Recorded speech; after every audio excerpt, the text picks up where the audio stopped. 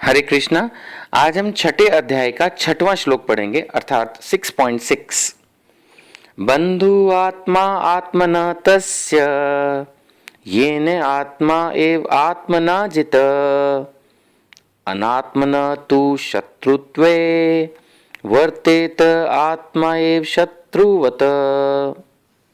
अर्थात जिसने मन को जीत लिया है उसके लिए मन सर्वश्रेष्ठ मित्र है, किंतु जो ऐसा नहीं कर पाया उसके लिए मन सबसे बड़ा शत्रु रहेगा।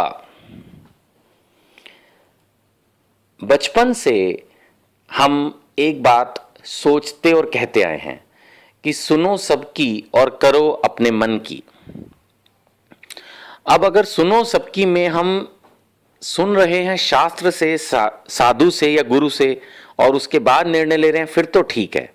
अगर हम किसी की भी बात सुन के फाइनली अपने मन की बात सुन रहे हैं और मन जिसको हमने जीता नहीं, ज्यादातर मेरी भी यही स्थिति है वैसे आज की तारीख में, और ज्यादातर लोगों की ये स्थिति होती है मेरे ख्याल से कि मन पूर्णतः जीता नहीं होता। मतलब ये कि मन पर हमारा पूरा कंट्रोल नहीं होता।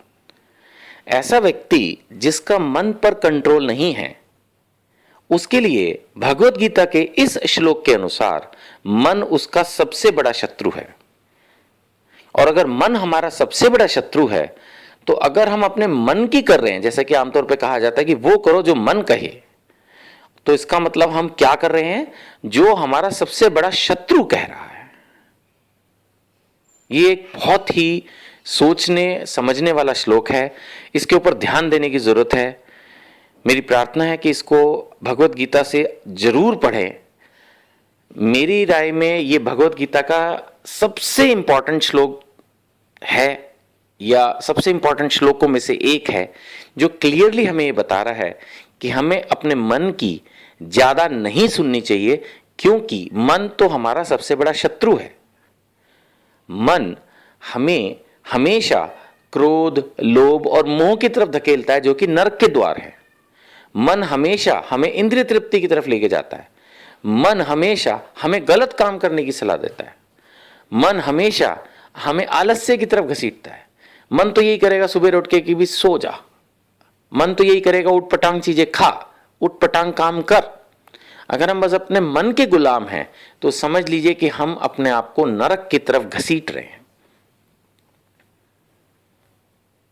अगर हमने अपने मन को कंट्रोल नहीं किया तो ये हमें बहुत ही बस ऐश के पीछे दौड़ने वाला व्यक्ति बना देगा। इस मन का तो कोई ठीक है ही नहीं, ये सबसे बड़ा शत्रु है। क्लियरली इस श्लोक में ये बात लिखी है।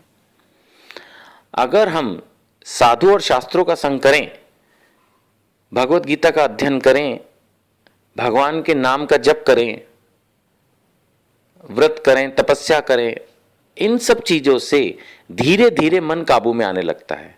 और श्रील प्रभुपाद ने इस श्लोक के परपट में एक बहुत इंपॉर्टेंट बात बताई है, जो भक्त ऑलरेडी भक्ति में है वो भी बहुत ध्यान से सुने। प्रभुपाद जी ने बहुत इंपॉर्टेंट बात बताई है कि जब हम अपने मन को जीत लेते हैं तो सभी भक्तों के हृदय में परमात्मा है।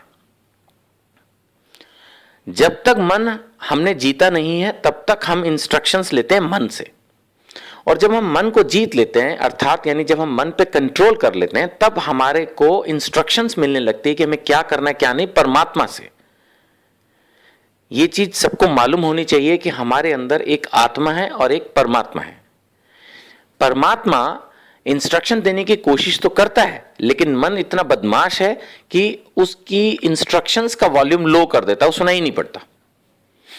तो जब हम अपने मन को कंट्रोल करके काबू में करके कोने में बिठा देते हैं तो चुप करके बैठ जाए, तेरी नहीं सुननी मुझे, I want to hear my inner soul, मुझे परमात्मा की आवाज सुननी है, मुझे बुद्धि के अनुसार कार्य करना है।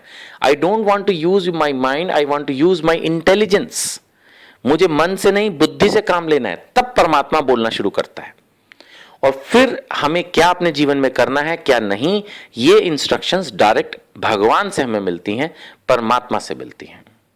और उससे फिर हम अपने जीवन में हर तरह की प्रगति करते हैं। उससे हमारा जीवन सुखी होता है, लोगों के बीच में हमारा सम्मान बढ़ता है, हमारा मन शरीर सब कुछ स्वस्थ रहता है। एक तरह से फिर everything we get, both health and wealth, fame, and everything. And ultimately, the ultimate success of our life, which is Krishna Prema. Hare Krishna.